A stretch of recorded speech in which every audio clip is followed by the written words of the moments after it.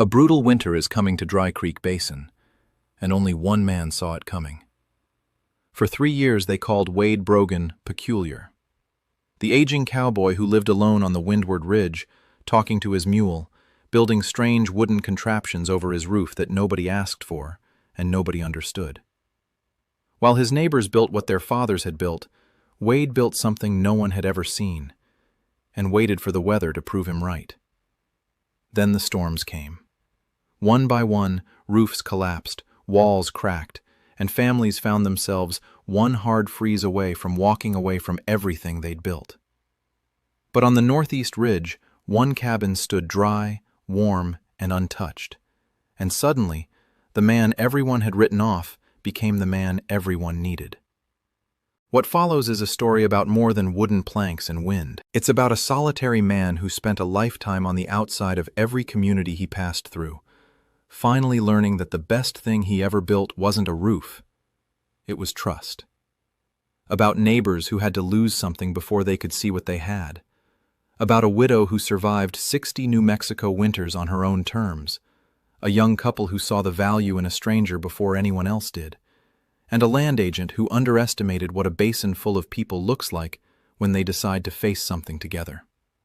Set against the raw beauty of 1880s New Mexico territory, this is a story about the space between shelter and storm, and the quiet, stubborn courage it takes to fill it.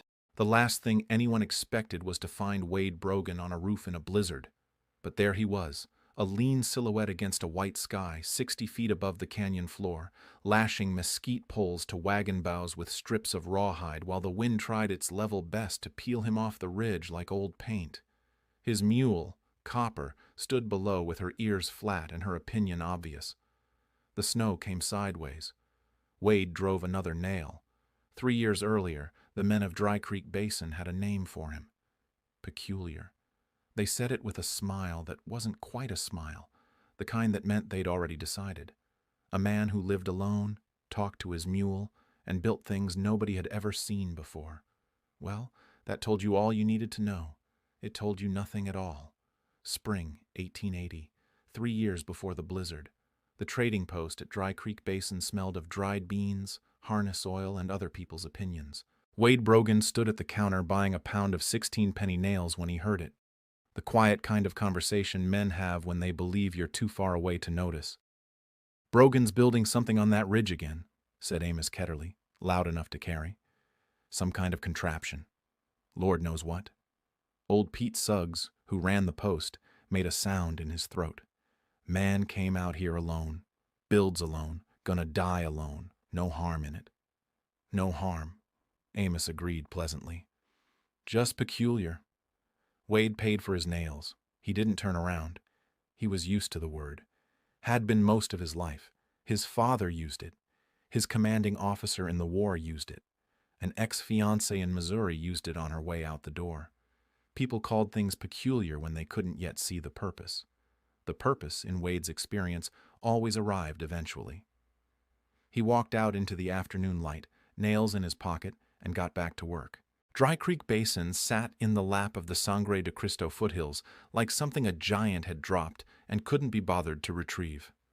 The basin was maybe 4 miles wide, ringed on 3 sides by red rock ridges, open to the south where the trail came down from Santa Fe. 11 homesteads, a trading post, a livery that also served as a barbershop on alternate Tuesdays, and the weather, which had opinions about everything. Wade had arrived 7 years prior with a one-eyed horse, a wagon full of tools, and enough saved pay from 20 years of trail work to buy the awkward piece of ground nobody else wanted, a bench on the northeast ridge, windward side, half clay and half caliche, where the prevailing weather hit first and hit hardest. Everyone said he was foolish to take it. Wade had chosen it for exactly that reason. He wanted to understand the weather, and you couldn't do that from the sheltered side. His cabin was adobe brick he'd made himself, stacked thick and low with a flat roof in the old Pueblo style, functional. But the flat roof collected standing water in the monsoons, cracked in the freeze-thaw cycles, and grew a remarkable variety of weeds in the spring. Wade had spent 3 winters watching water find every flaw in it before he decided to do something deliberate instead of reactive. The idea came to him the way most of his ideas did, not in a flash, but as a slow accumulation of observations. He'd noticed how the Navajo families down in the canyon oriented their brush shelters. He'd noticed how the old Spanish missions had deep overhanging eaves.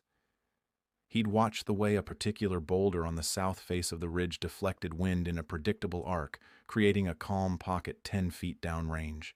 He'd thought about wagon bows, those bent hickory ribs he had left over from a trail outfit, and how their curves shed weight naturally, and so he built. It took him 2 full summers. The structure he raised over his cabin wasn't a second roof exactly. It was more like a long wooden wing. He set the wagon bows upright at intervals along the roofline, curved ends facing into the basin's most common driving weather, and ran salvaged planks horizontally across them on a slight angle, about 15 degrees off flat, enough for rain to sheet off rather than pool. Between the plank surface and the adobe roof below, he left a clear gap of 18 inches, enough space for air to move through, which meant the planks bore the brunt of weather while the cabin beneath stayed insulated by a cushion of moving air. Along the north and west exposures, he added mesquite poles lashed in a diagonal lattice which broke wind velocity before it reached the walls. He sealed the joints with a mixture of clay and pine pitch. His neighbors watched from a careful distance. Amos Ketterly rode up one afternoon in the second summer, ostensibly to ask about a stray heifer, but mostly to look. He sat his horse 20 yards off and studied the structure for a long moment. It did look unusual. A cabin wearing a hat slightly too large for it, wooden ribs arching over the adobe like the skeleton of a creature in a natural history book. "What do you call that?" Amos asked finally. "A weather screen," Wade said. "Never seen one." "That's all right." Amos nodded slowly, the way a man does when he's withholding his full reaction for later discussion with other men. He found his heifer on the south slope and rode away without saying goodbye, which was also fine. The other homesteaders in the basin had their own approaches to weather, which were mostly the approaches their fathers and grandfathers had used. The Ketterly place had a wood frame house with a low-pitched shingle roof, good enough for Missouri, where Amos had come from, but the shingles lifted in the basin's particular downslope winds and needed replacing every few years. The Dunmore family, who farmed the flat near the creek, had a well-built place with thick walls, but a configuration that funneled wind noise into the structure in a way that frayed everyone's nerves in February. The Sayans family, who had been in the basin longest and whose grandfather had built their original structure, had a solid house but an old-style parapet roof that collected snow loads and had partially collapsed twice in the previous decade, each time in early March when the wet, heavy spring snow came. None of them were bad builders. They were simply building what they knew. Wade, for his part, didn't offer opinions. He was not, by nature or by habit, a man who told other people what to do. He had lived most of his adult life as a hired hand on other men's outfits. Trail drives from Texas up through Colorado, winter work on ranches in the territories, occasional freighting. He had spent those years watching and listening rather than talking, because talking on a trail drive mostly got you in trouble or got you exhausted. The habit had calcified into personality. He kept to himself. He was courteous when encountered. He helped when asked. He was not asked often, because people had already decided what he was. His dog, a 3-year-old shepherd mix named Dulcie, kept him company in the evenings. His mule Copper was opinionated but reliable. He grew a kitchen garden in a walled enclosure on the south side of the cabin that somehow survived every hardship the basin threw at it, protected by walls and by the microclimate his weather screen had created. He read in the evenings from a small collection of books, engineering texts mostly, along with a battered copy of Thoreau that a freighter had left behind. He was content, in the particular way of people who have arranged their lives carefully and don't require much agreement from others. He had no idea that the weather was about to change everything. The autumn of 1882 arrived with an uncomfortable personality. First came the dry months, July and August, that refused to produce their usual monsoon, which left the soil cracked and the grasses gone to paper. Then September brought 3 weeks of hard, cold wind from the north, the kind that had no moisture in it, but plenty of ambition, rattling window shutters and driving grit into every seam. The older settlers shook their heads and said it had the feel of a punishing winter. They were right. The first real storm hit in early November, a 3-day blow that delivered 14 inches of heavy, wet snow, followed by a hard freeze that locked everything in place. Wade's weather screen performed as designed. The snow loaded the planks, slid to the edges, and fell clear of the cabin walls and doorway. The air gap kept the interior from the kind of bone-deep chill that came with direct wall exposure. He was warm, dry, and unbothered. Dulcie slept on her blanket near the wood stove without complaint. The news from the rest of the basin was different. When Wade rode down to the trading post a week after the storm, the mood at the counter had a bruised quality. Amos Ketterly had lost 12 shingles and a section of eave, and the resulting water intrusion had damaged 2 interior walls. The Dunmore family had spent 3 days with a collapsed drift against their north door, which had been an ordeal with 3 young children in the house. Old Pete Suggs reported that 2 of the smaller homesteads on the western approach had suffered roof damage serious enough to require their occupants to stay with relatives in town until repairs could be made. And that had only been the first storm. "More coming," said Pete, studying the sky through his one grimy window with the expression of a man who had seen enough winters to respect them. "More coming, sure." Wade rode home with his supplies and thought about it for 3 days. Helping wasn't the simple thing it appeared to be. He'd learned that the hard way, more than once, in more places than he cared to recall. On a cattle drive in '71, he'd suggested a better river crossing to a trail boss who hadn't asked for the suggestion and had spent the next 4 weeks making Wade sorry he'd opened his mouth. In '76, he'd helped a struggling homesteader in Colorado repair a dam without being asked, and the man had grown so resentful of feeling indebted that he'd eventually accused Wade of trying to take over his water rights. People, in his experience, didn't always receive help the way help was intended. And there was the other thing. These people had already made up their minds about him. Peculiar. The man on the ridge with his strange contraption. He was useful scenery in Dry Creek Basin, harmless, eccentric, avoidable.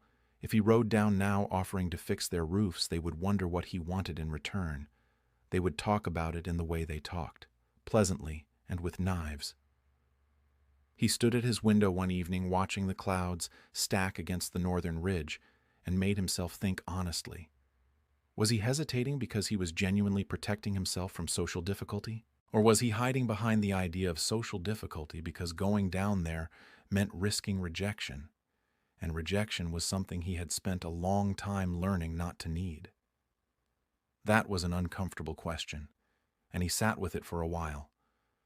Dulcie put her chin on his knee. She didn't offer an opinion either way, which was one of the things he valued about her. On the 4th day, he rode down to Pete Suggs' trading post and bought 25 pounds of nails, 4 coils of wire, and enough additional planking from Pete's back supply to make a start. Pete watched him load it onto copper without comment for a moment, then said, "You got a project?" "Might have," Wade said. "Who for?" Wade considered. "Whoever needs it." Pete was quiet for a moment. He was a deliberate man, slow to speak and usually accurate when he did. "Ketterly's going to be prickly about it," he said finally. "I expect. Dunmore woman's got more sense than her husband. If you can get her ear first, she'll make it work." Wade hadn't thought about that. He filed it away. "Anyone else with damage I don't know about?" Pete thought. Young couple settled in on the south bench last spring. Rosario and Felix Vega.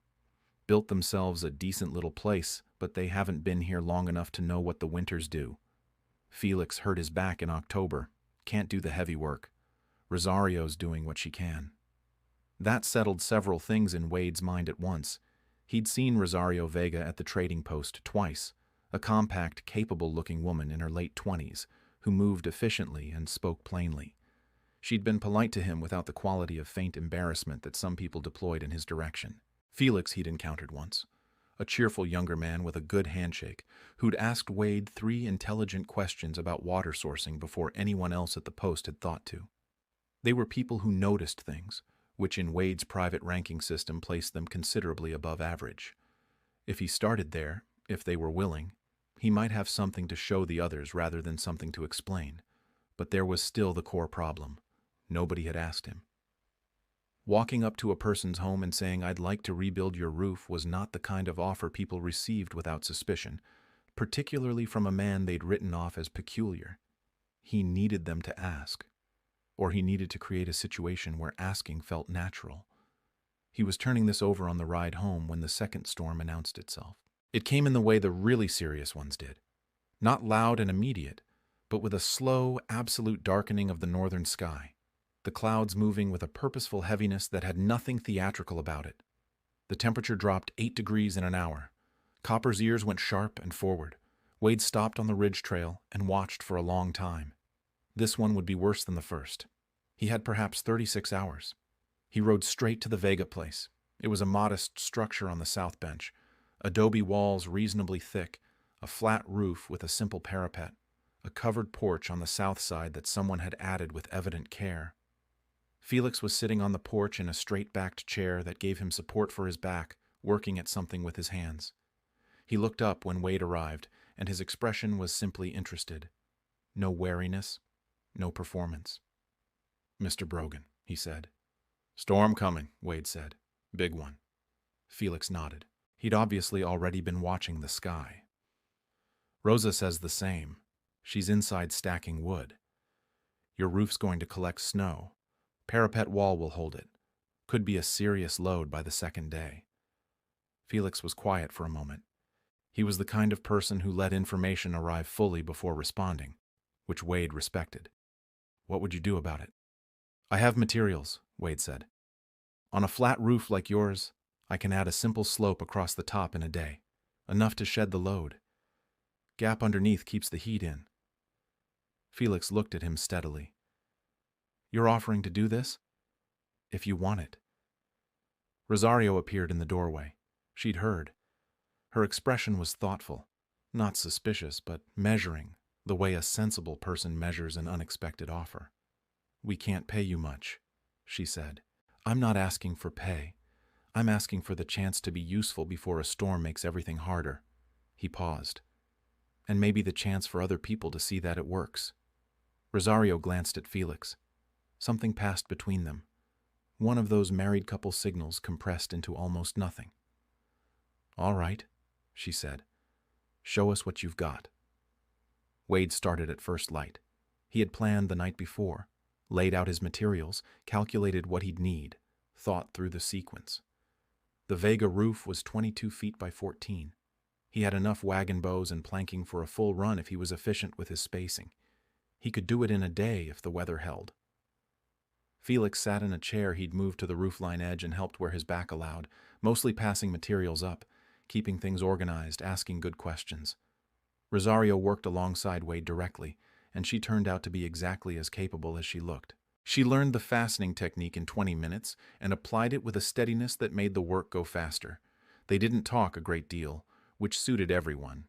By mid-afternoon, the frame was set. By late afternoon, the planking was laid, angled at the correct slope, with the 18-inch air gap Wade had measured out. He ran the mesquite lattice along the north and west exposures. He sealed the joints. He stood back and looked at it. So did Rosario and Felix. "How do we know it'll work?" Felix asked. Not doubtfully, just carefully. "You'll know when the storm comes," Wade said. "If I've done it right, the snow slides, the walls stay dry, and the interior stays warm. If I've got it wrong, I'll come back and fix it." It was a simple statement, but it was also a promise, which was a thing Wade didn't make carelessly. Rosario handed him a cup of coffee and looked north at the building sky. "Better be right," she said with a small, dry smile. Wade drank the coffee and thought he probably was. The Vega household was nothing like the solitude Wade had organized his life around, and he found himself slightly off balance in it, the way a man is when something unfamiliar turns out to be pleasant. Rosario fed him supper that evening with the storm already beginning at the edges of things, wind picking up, temperature dropping toward something serious. There were 2 children, a boy of 6 named Marco and a girl of 4 named Pilar, who approached Wade with the specific boldness of small children who have not yet been taught to perform caution. Pilar examined the calluses on his hands with scientific interest. Marco asked him 17 questions about his mule, several of which Wade couldn't answer. Felix, across the table, watched this with quiet amusement, and the kind of ease that comes from a man secure enough in himself not to be threatened by a stranger being welcomed into his house. After supper, while the wind tested the new structure above them, Felix said something that stayed with Wade. "My grandfather used to say that the most useful men in any community are the ones who solve problems before other people know the problems exist." He paused. "He also said those men are usually underestimated right up until the moment they aren't." Wade looked at his coffee cup. "Your grandfather sounds like he knew what he was talking about," he said. "He built things too," Felix said. "Good things." The storm hit that night with everything it had promised. Wade stayed at the Vega place. Rosario had insisted, with the kind of insistence that isn't really a debate, and the weather had agreed with her. He slept in a chair near the wood stove with Dulcie at his feet and listened to the storm work on the world outside. It was an impressive performance. The wind came in long surges, each one building to a shuddering peak, before backing off and regrouping for another run. Snow drove against the south windows and curtains. Somewhere distant, something wooden took a hit and cracked. Not the Vega roof. In the morning, Wade went up to check. The plank surface was loaded with 18 inches of snow, but the angle was doing its work.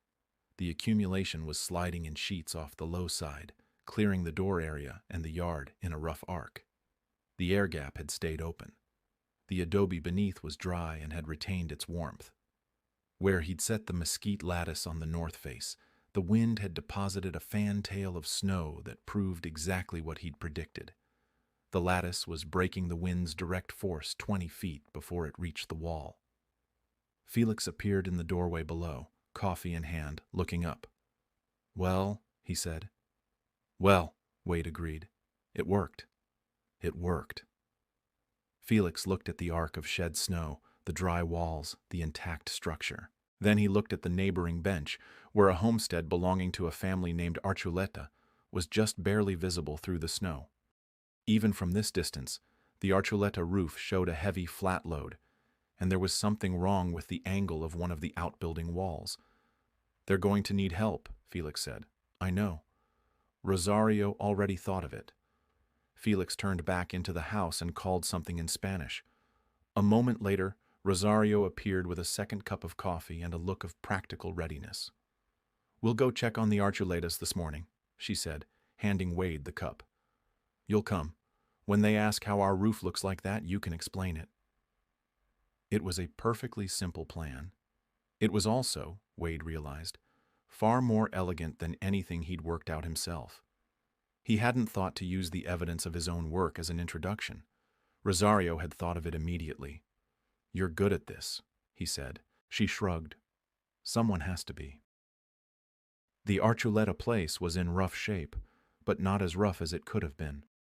Gus Archuleta, a broad-shouldered man of about 50 with a graying mustache and the air of someone who had been competent his entire life and found this storm personally offensive, was already on his roof with a snow rake when they arrived, doing his best to pull the accumulation off the flat surface before the melt and freeze cycle could begin.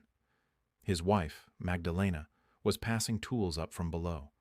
Their adult son, Ernesto, was shoring up the outbuilding wall with timber bracing, which was sensible emergency work, but not a permanent solution. Gus looked at the three of them arriving across the snow with the expression of a man who was not opposed to help, but had some pride to manage first. "Morning," he said from the roof. "Morning, Gus," Felix said. "How's it looking?" "Heavy," Gus said. "She'll hold. Always has." Wade stayed quiet. He understood the dynamic immediately.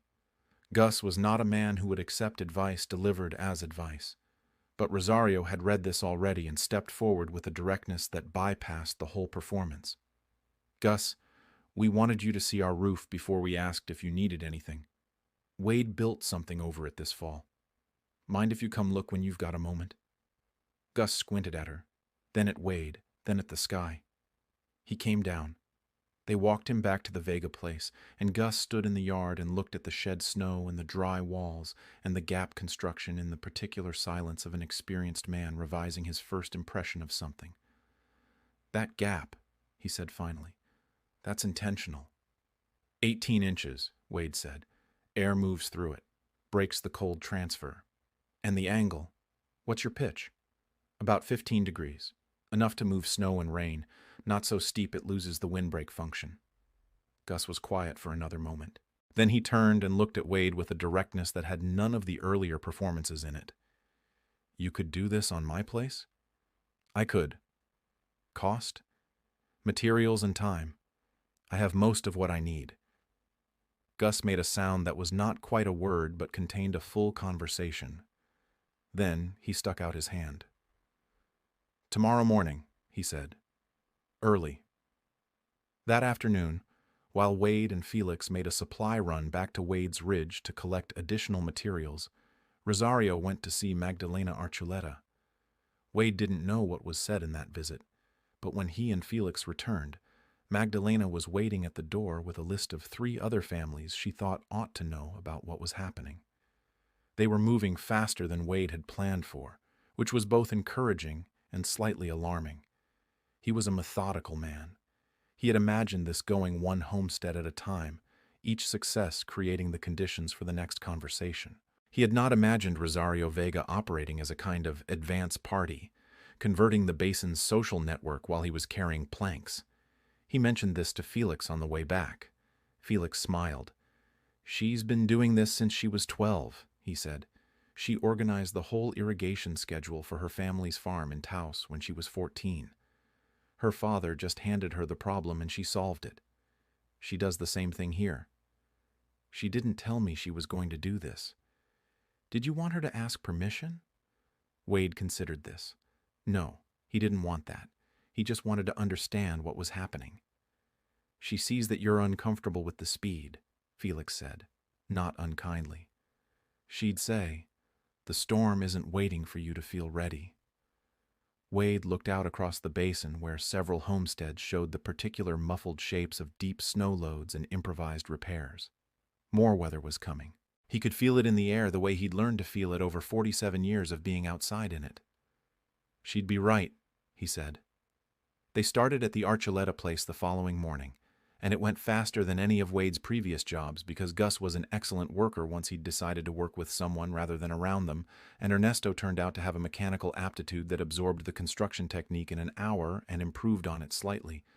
He suggested a modified fastening approach at the plank joints that Wade thought was actually better than his original method, and said so, which caused Ernesto to stand a little differently for the rest of the morning. By noon, the frame was up. By mid-afternoon, the Archuleta roof had its weather screen. Gus stood back and looked at it with his hands on his hips, wearing the specific expression of a man who has been given something useful and is already thinking about how he would have done it himself. Solid, he said. Should be, Wade said. I'll send Ernesto to the Dunmore place tomorrow to tell them you're available. This was not a question and not quite an offer. It was Gus Archuleta deciding that something should happen and announcing it. Wade had dealt with men like this his whole career. You didn't argue with their conclusions when the conclusions were correct. Tell them I'll be there the day after, Wade said. I need a day between. Fair enough, Gus said. And that was how Dry Creek Basin began to organize itself around a man it had spent 3 years calling peculiar. The day between jobs was not a rest day. Wade spent it on his ridge, taking stock of what he had and what he needed. He'd been building weather screens for one household at a time, improvising his material supply as he went. That approach was going to run out of road quickly if the basin's demand continued to grow the way Rosario and Gus seemed to be arranging it. He walked his material supply, planks stacked in the equipment lean-to, wagon bows hanging on the south wall, coils of wire and rawhide, the remaining pine pitch he'd been using for joint sealing. He made notes in a small, leather-bound book he kept for this purpose, a habit from his trail-driving years when a forgotten supply tally could mean trouble 300 miles from the nearest town. He was short on planks. He had enough wagon bows for 2 more full installations, possibly 3 if he was conservative with spacing. Wire was adequate. His pitch supply was thin. He sat on the edge of his workbench in the quiet of the shed, Dulcie watching him from the doorway, and looked at his notes. He was going to need more materials than he could acquire alone, and he was going to need help he hadn't asked for, and wasn't entirely sure how to ask for. He closed the notebook. Then he went to see Pete Suggs. Pete Suggs listened to the whole thing without interrupting, which was his way. And then he was quiet for a long time, which was also his way. He was a lean, sun-dried man who had run the Dry Creek Basin trading post for 19 years and knew every family in the basin the way a good librarian knows books.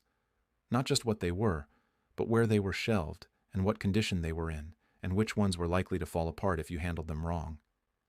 "So you need lumber," Pete said. "Planks, mostly. The wagon bows I can source from the Ketterly place. Amos has a pile of them he's not using, but I'm short on planking. I've got some, not enough." Pete moved behind his counter and opened a ledger with the deliberate motion of a man who thinks in accounts. "I can get more from the mill in Cimarron, but it'll take 2 weeks. 2 weeks is too long if the next storm comes before then." Pete nodded. He turned a page. "Cyan's family's barn has old planking they pulled when they rebuilt last spring. Just stacked. Might be 30-40 boards in decent shape." Wade hadn't known that. They'd let it go? For the right trade. Roberto Cyan's has been trying to get that south pasture fence back in order since October. Man his age shouldn't be setting fence posts alone. Wade understood immediately. Trade in the territories was rarely cash. It was labor, knowledge, material, time. A continuous informal negotiation that kept small communities running under conditions that would have otherwise pulled them apart. This was the basin's actual economy, and Pete Suggs, who kept accounts of every transaction he could see and quietly tracked the ones he couldn't, was its unofficial clearinghouse. "What else?" Wade asked. Pete turned another page. "Dunmore needs his well housing rebuilt. The roof collapsed in the first storm. He's got a pile of mixed lumber he was saving for a second room that he's never started. Trade the lumber for the well housing work, and you've got material for 2, maybe 3 more installations." Wade looked at him steadily. "You've been thinking about this before I came in?" Pete's expression didn't change. "Rosario Vega stopped by yesterday and described your situation. Asked me if there were ways to make it easier." He set the ledger down. "She said you'd come in eventually, probably worried about being a bother." This was accurate enough to be slightly uncomfortable. "I'm not worried about being a bother," Wade said carefully. "I'm worried about overextending." "Same thing in a man like you," Pete said, not unkindly.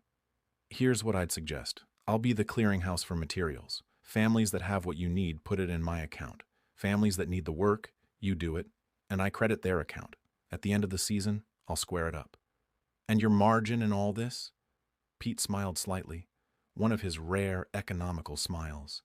"My margin is I live in this basin too, and a basin full of people who've gotten through a hard winter without disaster is worth considerably more to my business than whatever I'd make on a straight lumber sale."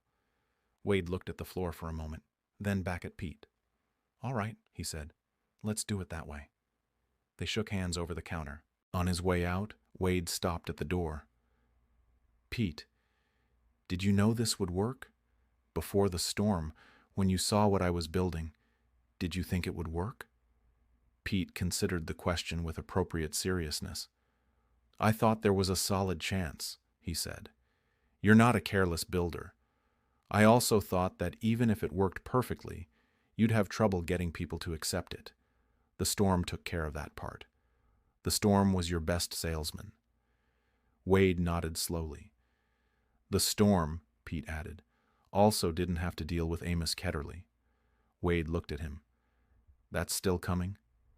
"That's still coming," Pete said cheerfully, and went back to his ledger. The Dunmore place was Wade's 3rd installation, and it was, in its own way, the most instructive. Henry Dunmore was a tall, broad man of German descent who had built his homestead with the systematic confidence of someone raised to believe that hard work and correct method were sufficient against any adversity. He was not wrong about this exactly.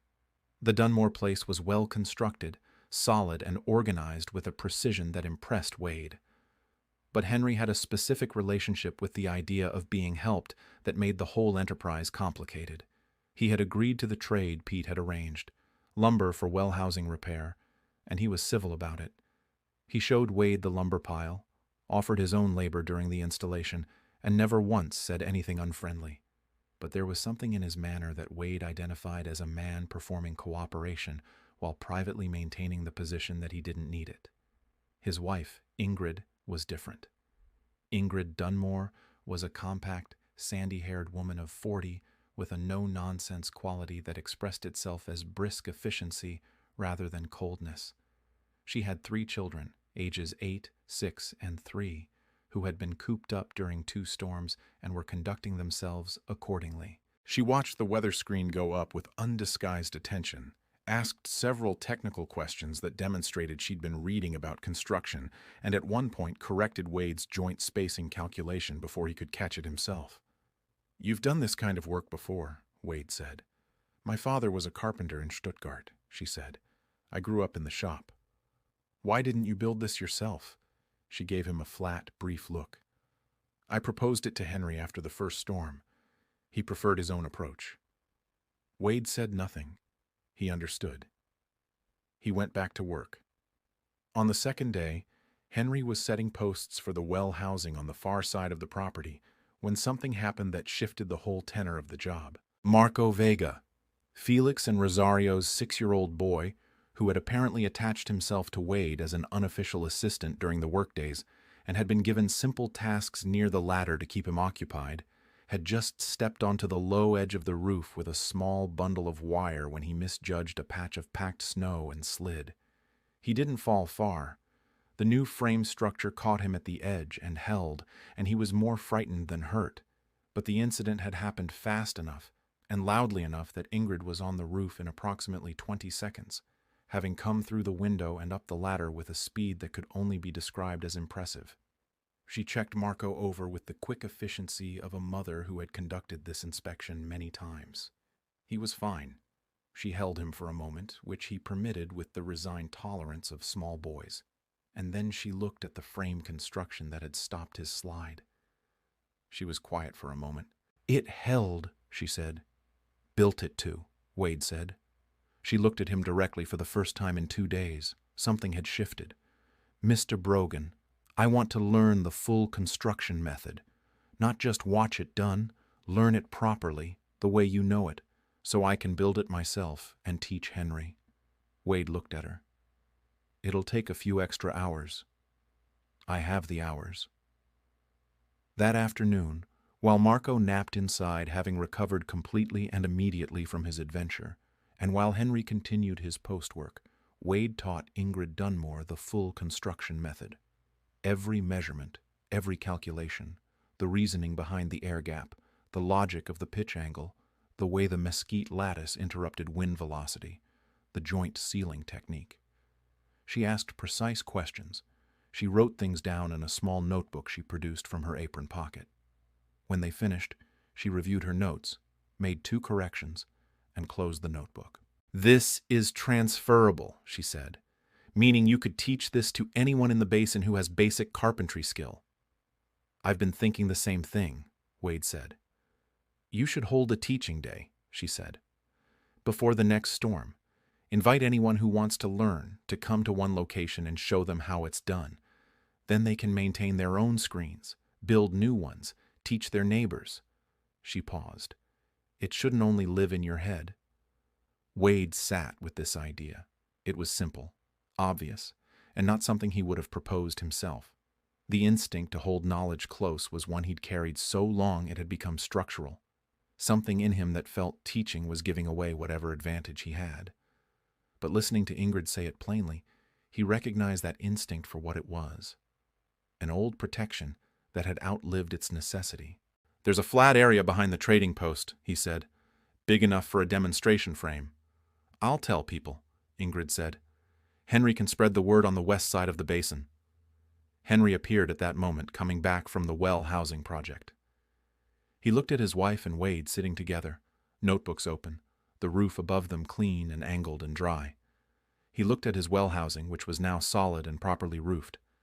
He was quiet for a moment. Then he nodded, a single, direct nod that contained a full reassessment. "Good work," he said to Wade. It was exactly 4 words, and it cost Henry Dunmore something to say them, which made them worth considerably more than 4 words.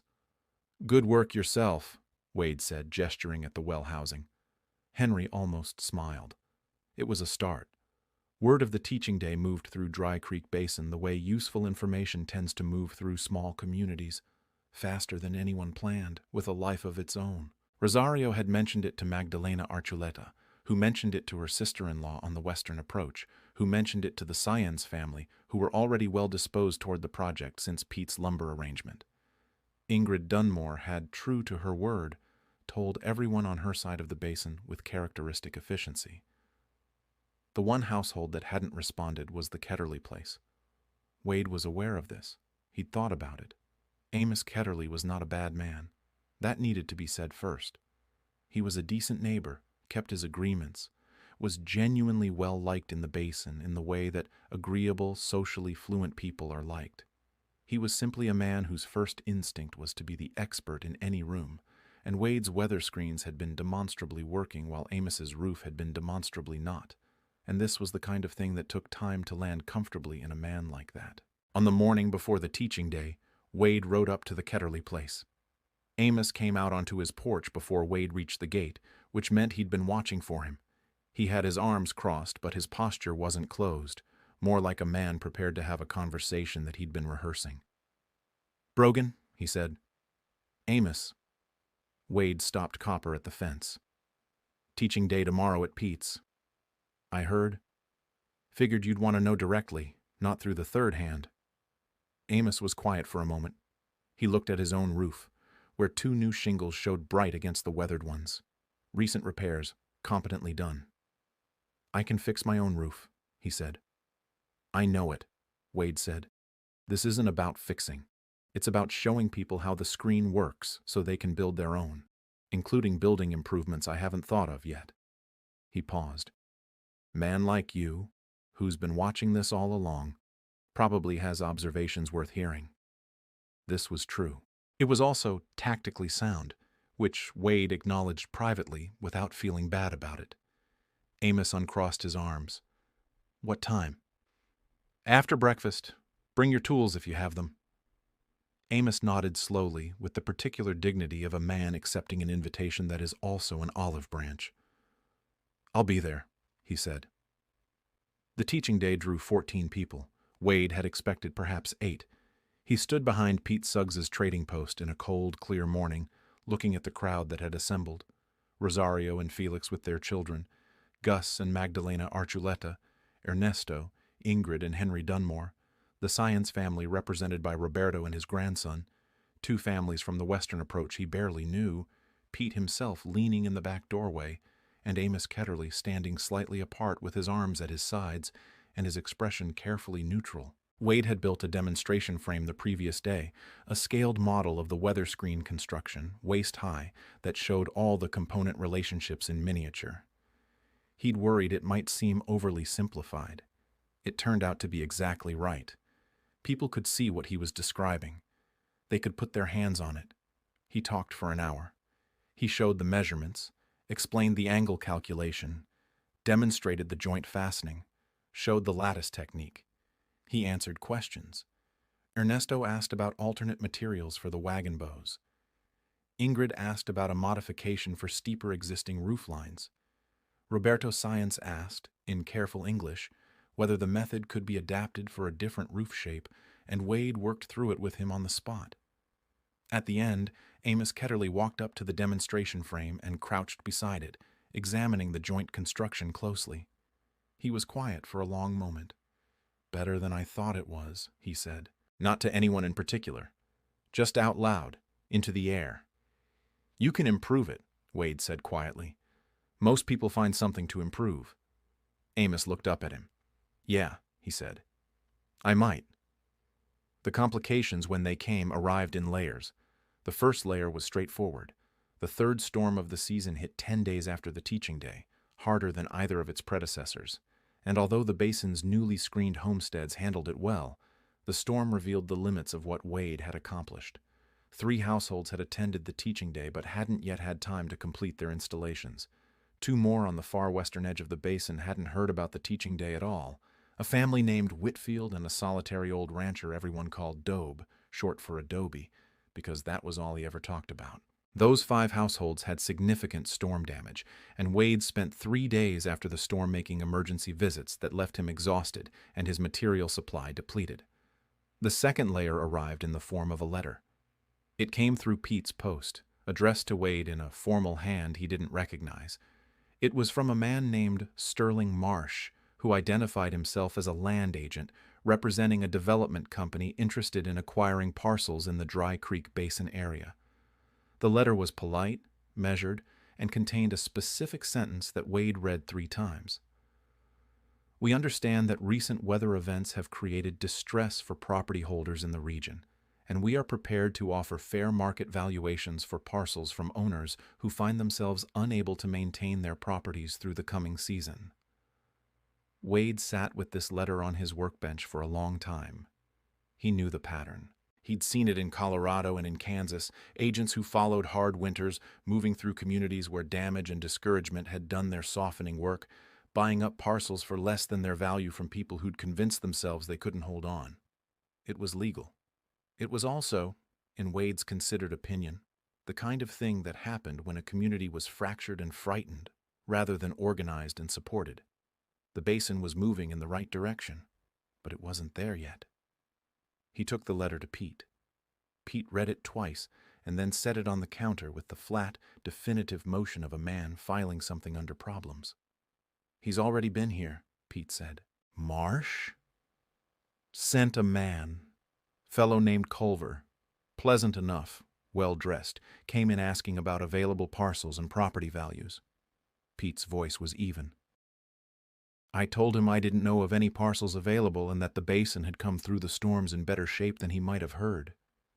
"Is that true?" "Mostly. The Whitfields are shaken. Dobe's place needs serious work, and he's 71 and doesn't have the resources." Pete looked at Wade. "If Marsh gets to either of them in the right moment, they might sell." Wade thought about this. Dobe he barely knew. A quiet, self-contained presence at the occasional basin gathering, the kind of old-timer who was invisible until he wasn't. The Whitfields he'd met once, a family of 4 that had been in the basin less than 2 years and hadn't fully put down roots in the social sense. "What do they need?" Wade asked. "Same as everyone else, to know the basin will hold, that people are here." "Has anyone visited them since the storm?" Pete's silence answered that. Wade folded the letter and put it in his coat. "I'll go," he said. "When?" "Today." He rode to the Whitfield place first because it was closer. The homestead was a young family's work, earnest and a little improvised, with a main structure that showed good instincts but limited experience. The storm had damaged a section of the west wall where moisture infiltration had expanded a crack. It was repairable. It was also the kind of damage that looked catastrophic to people who had never dealt with it before. James Whitfield met him at the gate with the careful expression of a man who was holding himself together through a deliberate act of will. His wife, Catherine, was visible in the doorway, holding their youngest. Their older children, Wade counted 2 more through the window, were somewhere inside.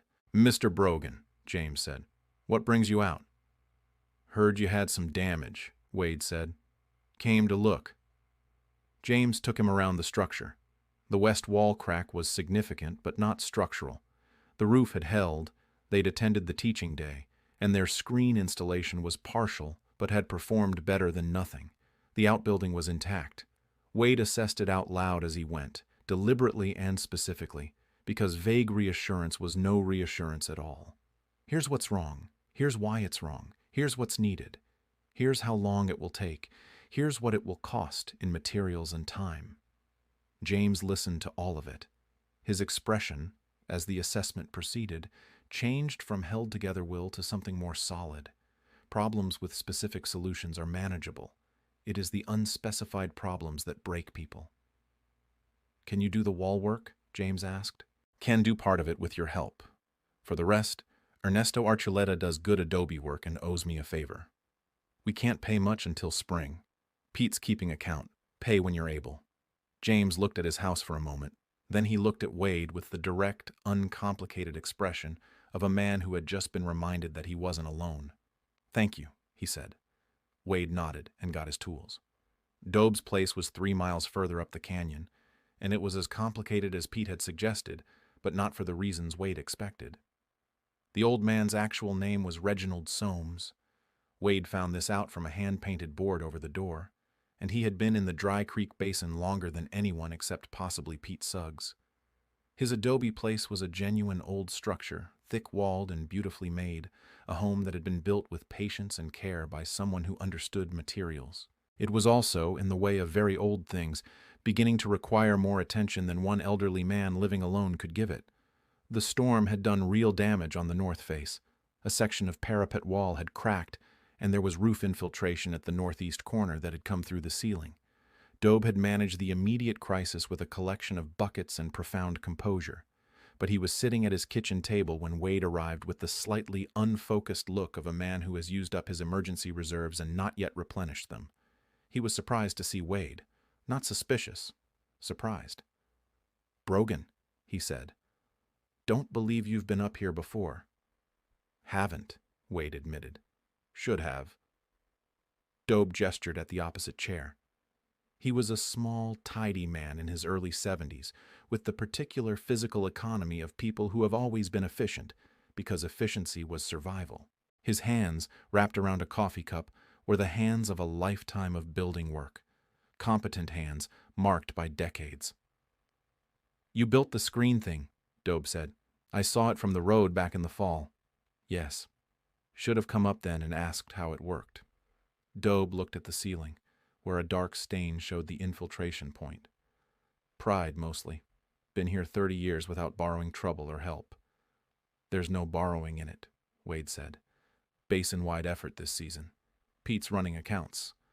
Dobe turned his cup. "What's it cost me?" "Nothing you can't work out. You have building knowledge. 30 years here. People could learn from that." Dobe looked at him for a moment with the careful attention of someone listening for the angle in a thing. Then he seemed to find no angle because he nodded once. "Show me what you need to do," he said. They spent 2 days at the Dobe place. Wade brought Ernesto the second day. Ernesto's adobe skill was better suited to the parapet repair, and the two men worked together with a comfortable efficiency that pleased Wade to watch. Dobe supervised with the watchful eye of a man who knew this building better than anyone, and made several suggestions that improved the work, which both Wade and Ernesto acknowledged without embarrassment. On the second evening, with the repairs completed and a properly installed weather screen running the length of the north face, Dobe made coffee, and the three of them sat together in the thick-walled kitchen with the particular satisfaction of work well done. "That agent fellow came by," Dobe said over his cup. Wade looked up. "Culver?" "That's his name. Week before the last storm. Polite. Made an offer. You didn't take it. I'm still here." Dobe set his cup down. "But I'll tell you, if that storm had come before the repairs, it would have been a harder conversation with myself." He looked at the repaired ceiling. "Place like this, a man can talk himself into moving on when things are bad enough. Tell himself it's sensible, not giving up." "It would have been giving up," Ernesto said, with the simple directness of a 24-year-old who hasn't yet learned to soften hard truths into softer forms. Dobe looked at him. Then he smiled. A real smile, unguarded. "Yes," he said, "it would have." The fourth storm came the following week. By this point, most of the basin's 11 homesteads had functional weather screens, either fully installed or substantially completed. The Whitfield place had its west wall repaired, and a partial screen that Wade planned to finish before the next weather system. Dobe's place was solid. The two remaining unscreened homesteads were the Ketterly place. Amos had attended the teaching day and started his own installation, but it wasn't complete. And a small property belonging to a widow named Señora Esperanza Llorente, who was 80 years old, nearly deaf, and had declined every approach anyone had made on the grounds that she had survived 60 years of New Mexico weather and intended to survive 60 more. The fourth storm changed Señora Llorente's position somewhat. It didn't damage her structure. She had been right that the old Pueblo-style construction she'd maintained for decades was intrinsically sound.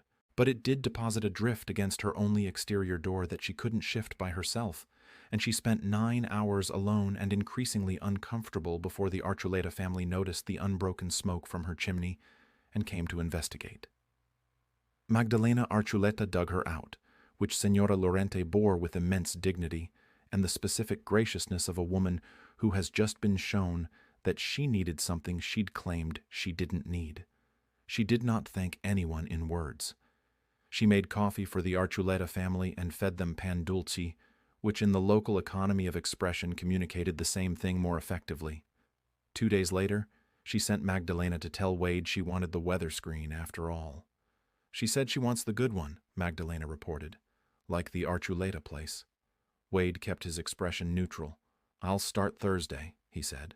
The trouble with Sterling Marsh arrived on a Thursday in February, which Wade had been half expecting and still wasn't entirely prepared for. He rode into Pete's trading post mid-morning to find a man he didn't know sitting at the counter with the particular ease of someone who has assessed a room and found it containable.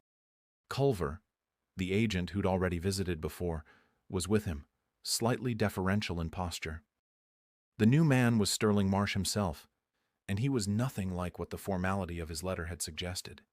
He was perhaps 40, dark-coated, with the kind of composed, pleasant manner that came from long practice in persuasion. He was not obviously threatening. He was not crude.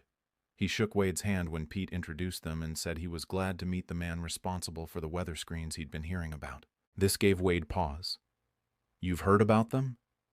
I make it my business to understand the territories I work in, Marsh said pleasantly. The conditions here are better than I'd anticipated, frankly. Your work has been quite effective. It's the basin's work, Wade said. People put in the time. Marsh nodded as if he agreed completely, which is admirable, and exactly what makes this area interesting. He produced a folder, documents neatly organized. I'll be direct, Mr. Brogan. My company isn't here to prey on struggling homesteaders. I'm here because the valley south of the basin has development potential, and access through the basin would benefit from cooperation from current holders. Pete, behind his counter, had the expression of a man listening to a negotiation without appearing to listen. What kind of cooperation? Wade asked. Access rights, primarily. Wagon road through the basin's southern approach. In exchange, my company would invest in the area.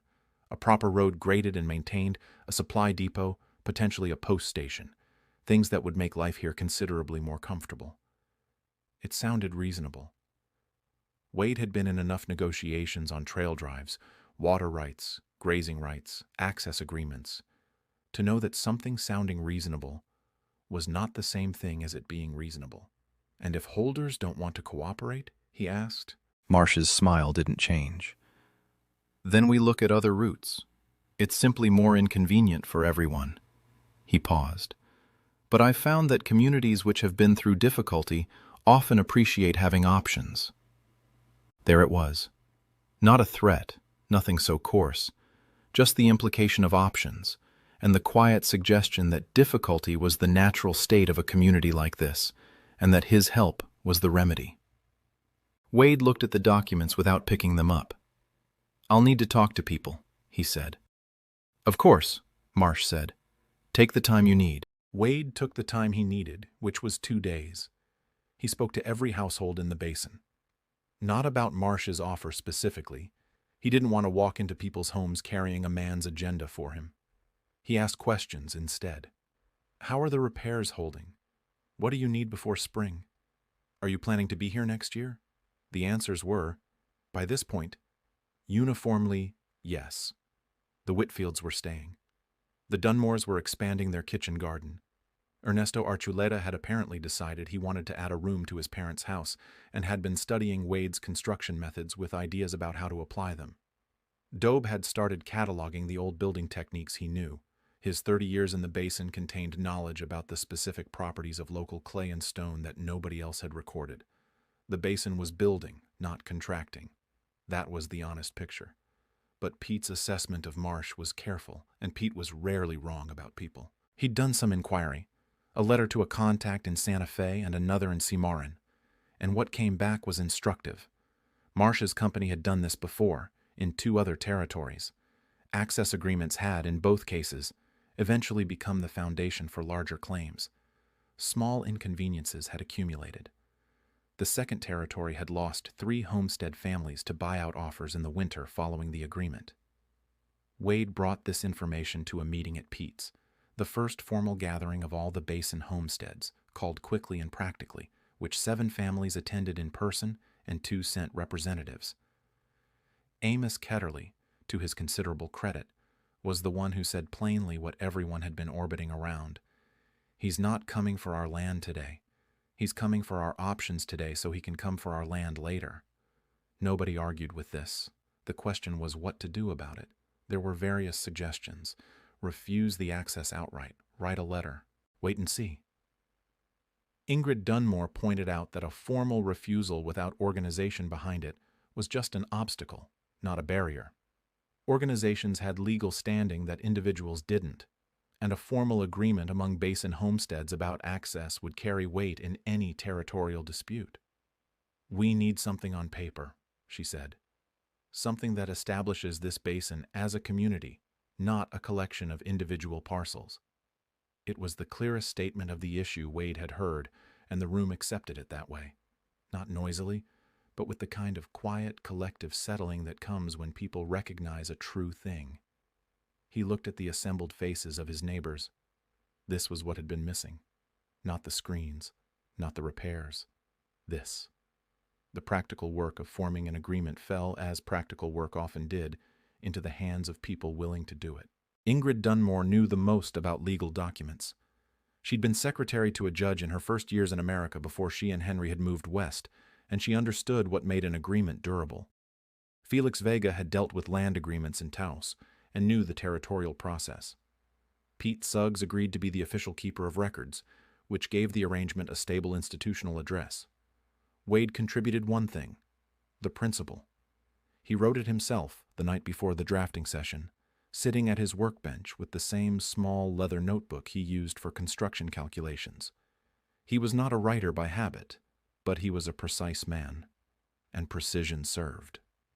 The people of Dry Creek Basin hold their lands and their labor in common regard. What strengthens one property strengthens all. What threatens one property is a concern of all. No individual access or agreement regarding the common approaches to this basin shall be made without the consent of the community holders. That was it. 16 lines of careful negotiation and drafting later, those 4 sentences became the preamble of the Dry Creek Basin Mutual Agreement, which all 11 households signed. Wade signed last, which he felt was appropriate since he'd been the last one invited into the basin's community and ought to be the last one claiming a formal position in it. When Marsh returned 3 days later for Wade's answer, Pete was at the counter with the document visible and the entire basin represented in the room behind him, not as a mob, not as a threat, but as what they actually were, 11 families who had survived a difficult winter together and organized themselves accordingly. Marsh looked at the document. He read it carefully. He was a thorough man. Credit to him. A mutual agreement, he said. Community decision, Pete said. About the common approach, any access discussions go through the agreement. Any one holder can't unilaterally give access. Marsh was quiet for a moment. He wasn't angry. He was recalculating, which was its own kind of answer. A community with a written mutual agreement was considerably more complicated than a collection of individual parcels under winter stress. I'll need to consult with my company, he said. Of course, Pete said pleasantly. Take the time you need. Wade, standing at the back of the room, kept his expression carefully neutral and thought that was very well done. 3 days after Marsh left, Wade's ridge cabin had a visitor. He rode up to find Amos Ketterly waiting at his gate, which was unusual. Amos was not the type to visit without an occasion. The fact that he'd ridden 3 miles up a cold slope in early February meant something was wrong. Wade dismounted and waited. Marsh came to see me, Amos said. Yesterday. Just me, private. Wade kept his face neutral. What did he say? Amos looked uncomfortable in the way of a man who is about to say something honest that costs him. He said the agreement doesn't cover individual improvements to the access road. Said if I was to improve the section of road that crosses my south parcel on my own initiative, that would be my right, and his company could compensate me for that improvement directly. He paused. It'd be a fair amount of money, Wade. Enough to build the barn I've needed for 3 years. Wade was quiet. "I didn't say yes," Amos said. "I wanted to tell you first." This was a harder situation than Wade had anticipated. Not because Amos was dishonest. He'd clearly ridden up here specifically to not be dishonest, but because the offer was real, and the need was real. A man who needed a barn and was offered barn money was a man facing a genuine choice. Condemning that wasn't fair, but if Amos accepted, the agreement was breached at its foundation. Every homestead would know it. Whatever they'd built together this winter, the screens, the teaching day, the meeting, the document, would start to unravel. Wade looked at his neighbor for a long moment. "Come inside," he said. "Let me make coffee." Amos stayed for 2 hours. Wade made coffee and did not say much for the first part of it, which was intentional. He understood that Amos hadn't come here to be convinced. He'd come here because he was a man who knew he was at a crossroads and wanted to think it through with someone who would be honest with him. The way to honor that was to let him talk. Amos talked about the barn, how the current lean-to was inadequate for winter horse housing, how one of his mares had taken a respiratory illness the previous winter from cold, damp exposure, how a proper structure would make a material difference to his operation. All true, all reasonable. He also talked about what the money would mean beyond the barn, a trip to see his sister in Kansas City, whom he hadn't seen in 4 years, some equipment he'd been putting off, the sense of having a margin, that cushion between a working operation and a failing one that made it possible to take a breath occasionally. Wade heard all of it. Then he said, "What do you think happens to the Basin's agreement if you take the deal?" Amos was quiet. "Not to you. I know what happens to you. You get your barn, probably fair. What happens to the agreement? Technically, it's not violating the agreement. The road improvement crosses my land. It's my decision." Amos stopped. "You know what it does," Wade said, not unkindly. "It gives Marsh a foothold in the Basin's infrastructure without community consent, which is exactly what the agreement was designed to prevent. And when the next offer comes to the next family, they'll have your decision as precedent." Amos stared at his coffee cup for a long time. "I know," he said finally. "I know all of that." He looked up. "I came here because I wanted someone to say it out loud, because it's easier to talk myself into something when I'm alone with the numbers." Wade nodded. "The barn," Wade said slowly, "is a real problem that we ought to solve. Not by selling the Basin's access, but actually solve. You've got the building skill. Basin has the mutual labor. Spring comes, people build barns. That's been how it's worked here before, and it can work that way again." Amos looked at him. "That's not a guarantee." "No," Wade said. "It's not." He held the honest space for a moment. "What I can guarantee is that if you take Marsh's offer, what we built this winter starts coming apart, and neither of us will be able to put it back together." Amos stood up. He walked to the window and looked out at the Basin below. The scattered homesteads, the line of red rock ridges, the trail south to Santa Fe visible as a pale line through the snow.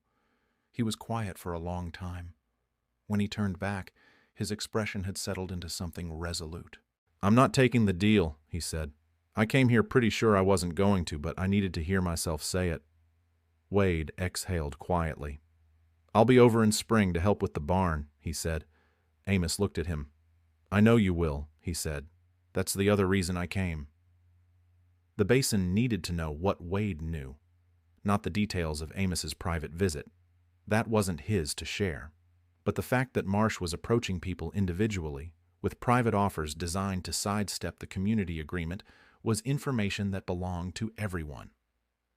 Wade drove Copper down to Pete's the following morning in a cold, clear dawn and told him.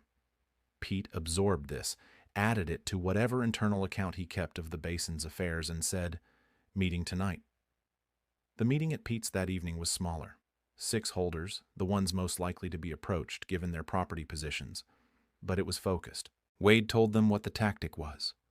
Not a frontal approach, but individual offers, each seemingly minor, each designed to establish precedent. He told them that the agreement they'd signed was strong, and that strength came from people knowing what they'd signed and why.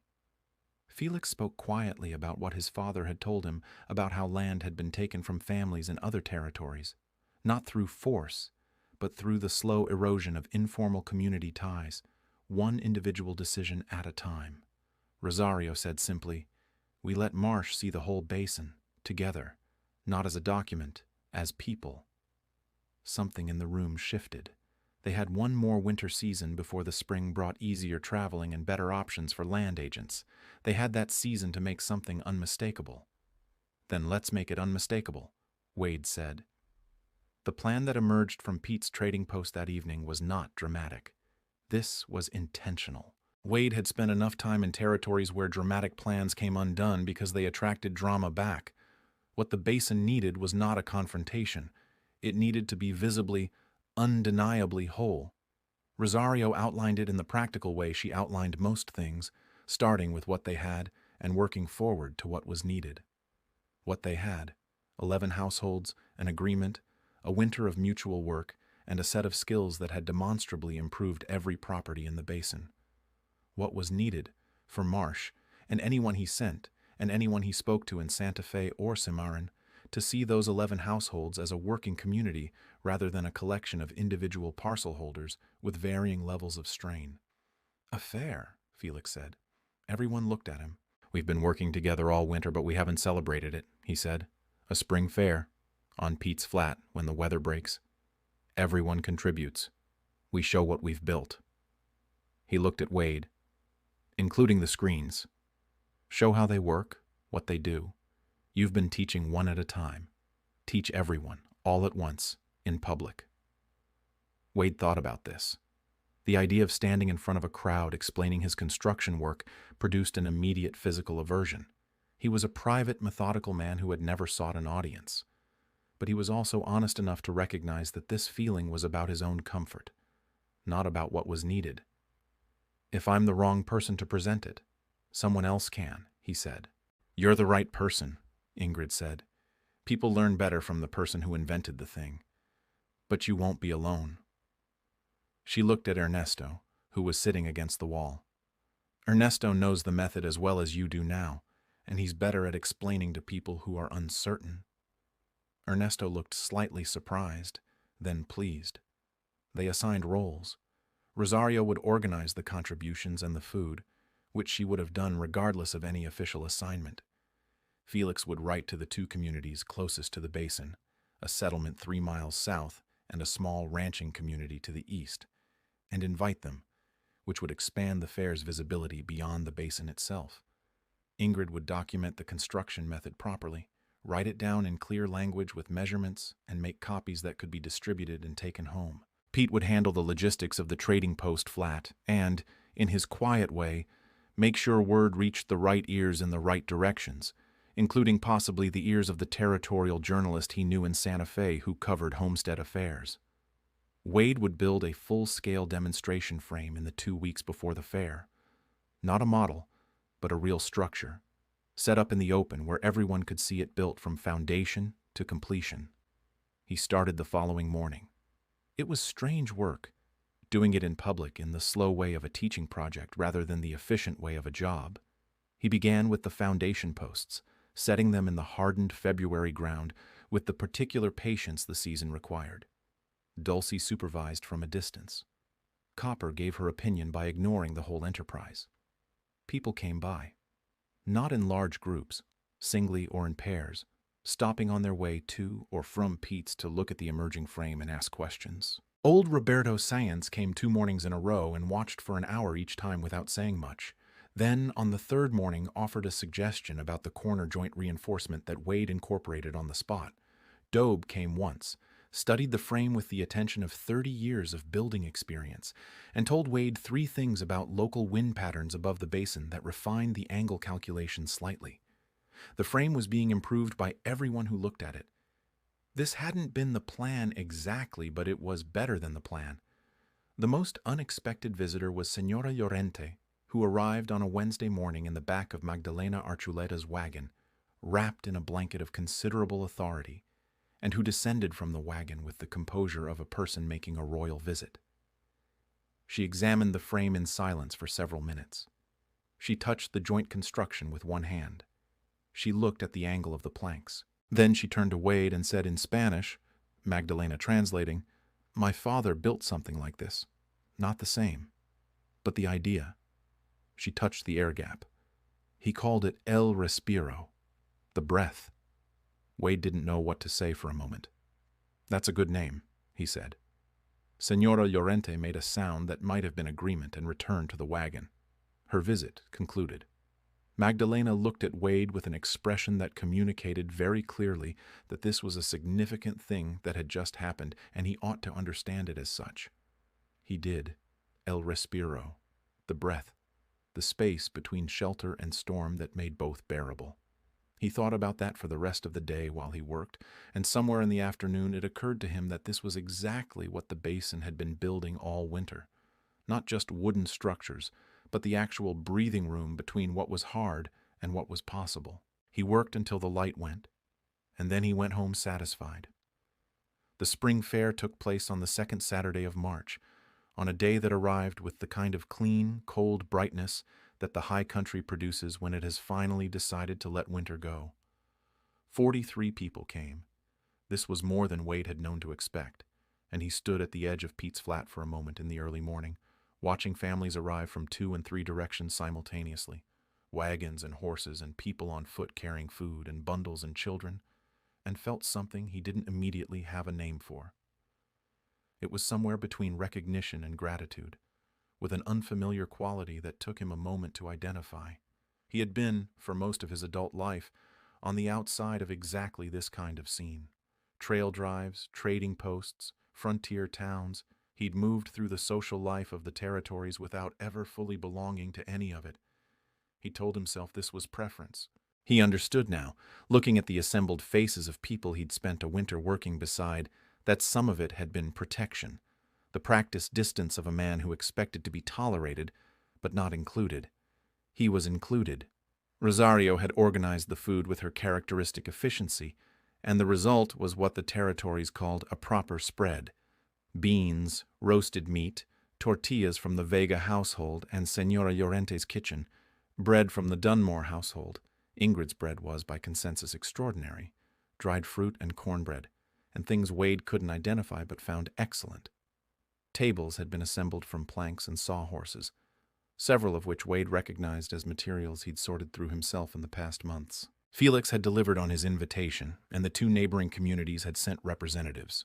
A small delegation from the southern settlement that included a landholder named Archie Perkins, who asked Wade 17 questions about the weather screen construction in the first 30 minutes, and then went away and came back with more questions. From the eastern ranching community came a woman named Dolores Fuentes, who was, it turned out, a builder herself. She ran her family's ranch operation and did most of her own structural work, and she and Ingrid spent an hour comparing construction notes with the absorbed intensity of 2 people who have found an unexpected equal. Wade ran the demonstration at mid-morning. He had dreaded this. He stood in front of the assembled basin and the visitors and felt the familiar pull toward the edges, toward letting someone else speak. But Ernesto was beside him, had positioned himself there without being asked, understanding without discussion that Wade would need a co-presenter, and Ingrid had produced her written guide and was distributing copies, and Rosario had arranged the crowd so that everyone had a sightline to the frame, and Felix had built a small raised platform of 2 planks and a stump so that Wade would be visible. All of this had been prepared without a single conversation about Wade's comfort or need. They had simply organized around him the way people organize around something valuable, not intrusively, but comprehensively. He talked about the screen. He showed the construction. He explained the air gap, the angle, the lattice, the joint ceiling. Ernesto explained the parts that needed explaining from the other end.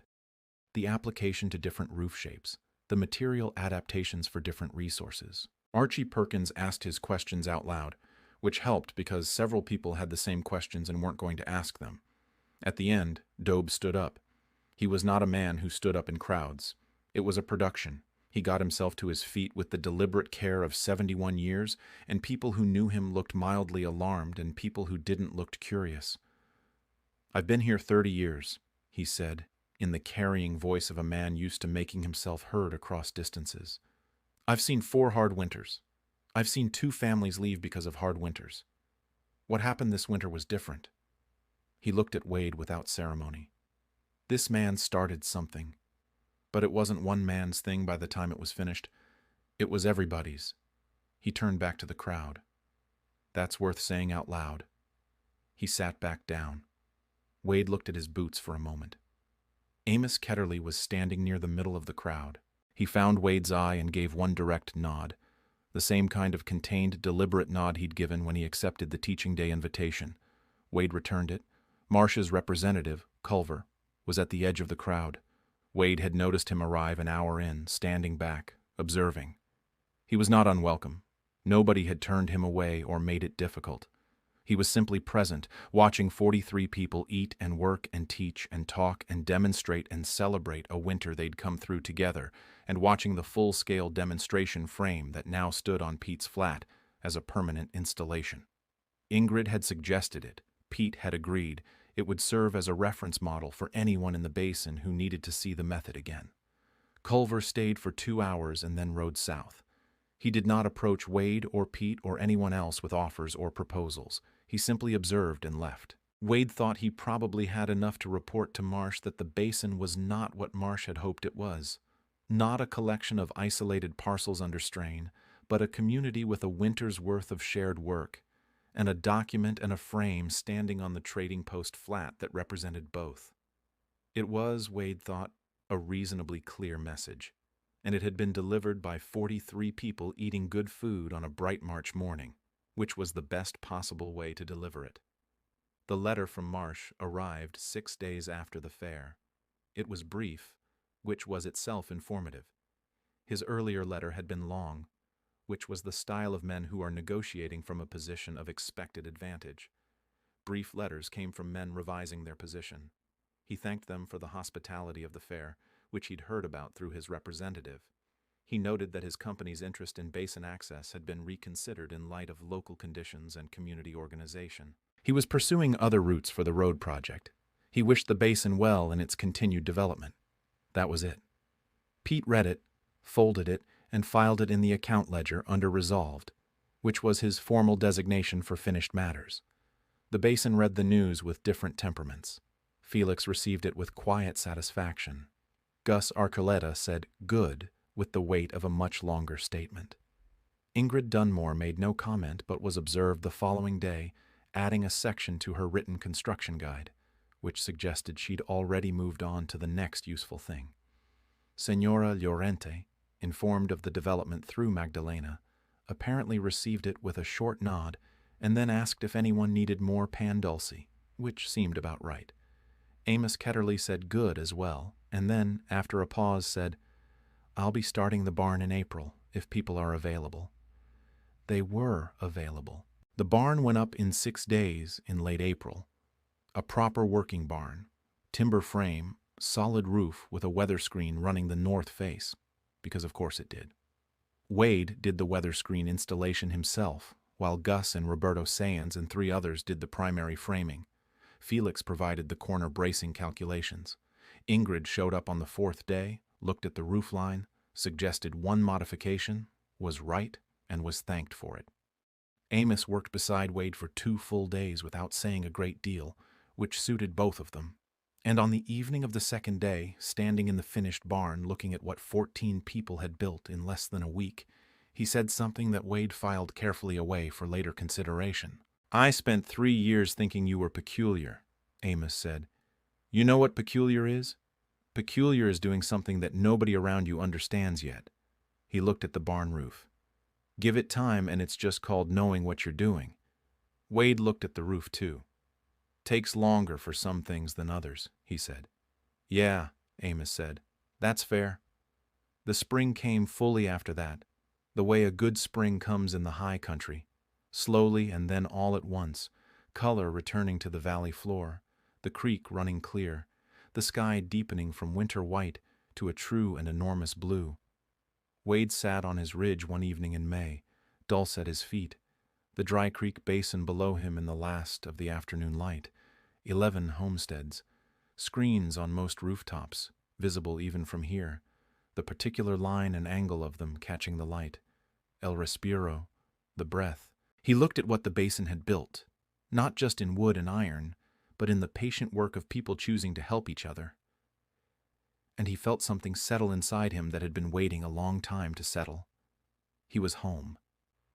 In the early days of June, a rider came down the Santa Fe Trail and stopped at Pete Suggs's trading post to rest his horse and buy provisions. He was a young man, mid-20s, trail-worn, with the look of someone who had been moving for a while and wasn't certain yet where he was going. He stood at Pete's counter drinking a cup of coffee and looking out the window at the basin with the expression of a man taking inventory. He noticed the rooftops. "What are those structures?" he asked Pete. "On the houses, the angled ones." Pete looked out the window. "Weather screens," he said. "Local design." "Local design," the young man repeated. "What do they do?" Pete considered the question with his usual deliberate accuracy. "Shed snow, break wind, keep the air moving between the structure and the weather. Your building stays dry and warm without fighting the elements directly." He paused. "Works with the weather instead of against it." The young man looked at the screens for a long moment. Then he looked back at Pete. "Who designed them?" Pete nodded north, toward the ridge. "Man named Brogan. He's up on the northeast bench." "I'd like to talk to him." "Most people do these days," Pete said. He set a second cup of coffee on the counter. "Have another cup. There's a teaching day next week. He shows the whole method, gives written instructions, answers questions. You're welcome to stay for it." The young man sat down. Out on Pete's flat, the demonstration frame stood in the morning light, solid and purposeful, casting its particular shadow, the shape of a good idea, made visible, waiting to travel. He rode home, feeling, for the first time in a year, something close to ready.